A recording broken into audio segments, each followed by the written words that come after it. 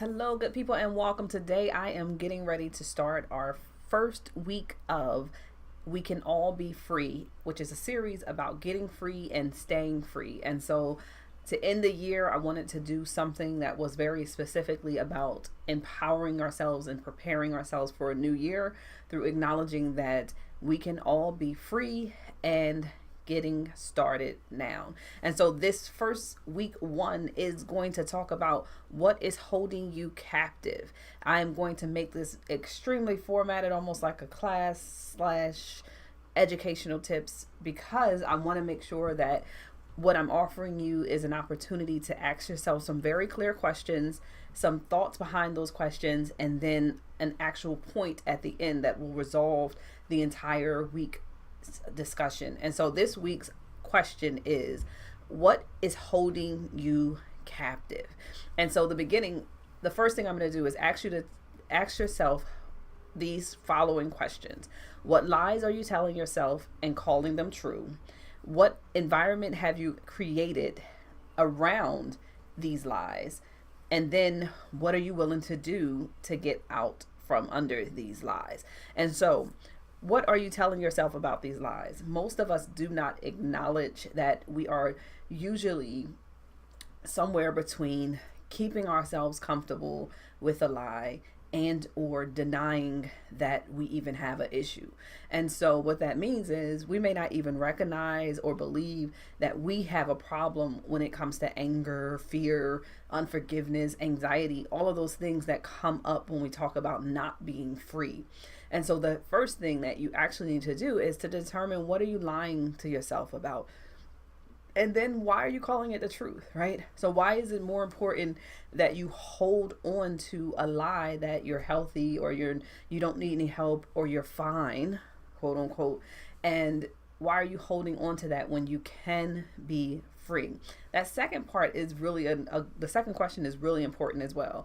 What environment have you created because of these lies, right?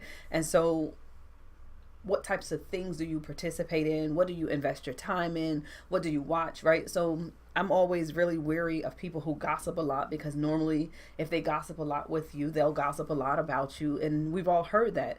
But the truth is that that person may even be using that distraction of gossiping or talking about someone else to not do any self evaluations or self inventory that could help them to be better or placed into a better position.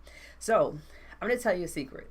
When you are under pressure, when you are feeling down, when you are feeling like angry, or when you feel like somebody has you trapped in a corner, be it intellectually, emotionally, physically, usually what you let out tells me what really is within you. And so when you think about the last time you were under some form of pressure, what was the first response? So this is a way for you to be able to see what lies you're telling yourself. What was your first response? Sometimes people would say anger, some people would say denial, some people would say distraction, some people would say fear. Whatever your first response was, that's where you need to start considering your first level of healing, right? And first area of where I need to or can try to get free. So it becomes really important for us to ask these questions. What lies am I telling myself and calling them true? What environments have I created? Like, so what television shows, what people I have around me, what kind of things have I created to actually put me in the position to maintain the lie that I've created?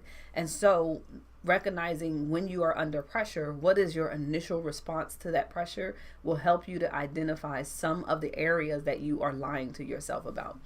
Okay, so how to break free? The first thing you need to do is identify what lies you're telling yourself. So the second thing you need to do is to determine what new things you need to do instead of those lies, or new people you might need to have in your life instead of those things that you created in terms of a negative environment, which was also brings us to that third one, which is create a new environment that nurtures joy, peace, patience, and forgiveness of self and others, right? So being able to really identify what lies you're telling yourself, determine what new things you would have to do to actually be free and to not tell these lies to yourself, and then create an environment that actually nurtures and breeds a level of freedom naturally. And so what I try to do each day is to read positive things that make me feel good, but also things that I believe. So I make sure I read the Word of God. I make sure that I read books and self-development tips. I make sure that I read affirming statements about myself and my current and present self, and understanding that as I'm growing in my freedom, I am allowed to make errors and mistakes, and that this is a process. And so I need you over this next week to consider these questions. What lies are you telling yourself and calling them true? What environments have you created because of those lies? And when you are under pressure, what is your initial output of emotion, so that you can know where you need to start when it comes to getting free. All right, so remember, you can't experience freedom until you know exactly what is holding you captive. All right, you guys, be well.